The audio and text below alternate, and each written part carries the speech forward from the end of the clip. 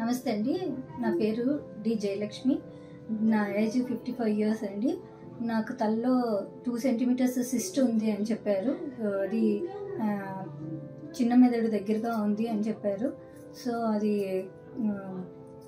ఆపరేషన్కి పనికిరాదు, రేడియేషనే కంపల్సరీ అన్నారు.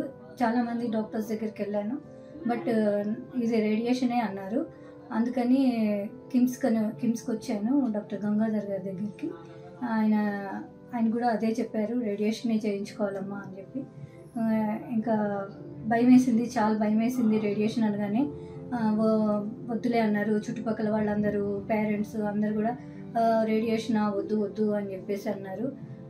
కానీ డాక్టర్ గారు మాత్రం చాలా ధైర్యం చెప్పి, ఏం కాదు, దానివల్ల సైడ్ ఎఫెక్ట్స్ ఏమీ ఉండవమ్మా నీకు, లేకపోతే రేపు పొద్దున నీకు ప్రాబ్లం అవుతుంది, ఫేస్ పెరాలసిస్ వస్తుంది, నడక కూడా తూలిపోతావు, దానివల్ల రేపు పొద్దున ప్రాబ్లమ్స్ ఫేస్ చేస్తావు అని చెప్పారు. సో ధైర్యం చేసి తీసుకోవాలని నిర్ణయించుకున్నాను. డాక్టర్ గారి సపోర్ట్ వల్లే నేను ముందుకే స్టెప్ వేసాను, లేకపోతే చాలా భయం వేసింది రేడియేషన్ అనగానే.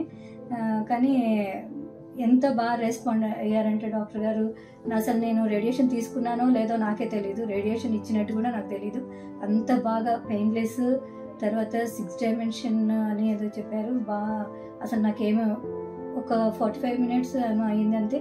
చాలా హ్యాపీగా బయటకు వచ్చేసి మంచిగా ఉన్నాను. దానివల్ల నాకు సైడ్ ఎఫెక్ట్స్ ఏం లేవు. తర్వాత డాక్టర్ గారు కూడా నాకు ఫుల్ సపోర్ట్గా, తర్వాత మెడికేటెడ్ కానీ, తర్వాత ఎప్పుడు ఫోన్ చేసినా కూడా రెస్పాండ్ అయ్యి మంచి సపోర్ట్ చేశారు. నాకు ఎంత ధైర్యంగా ఉందండి, రేడియేషన్ అంటే ఇంతేనా, ఇదేనా రేడియేషన్ అనేసి అనిపించింది.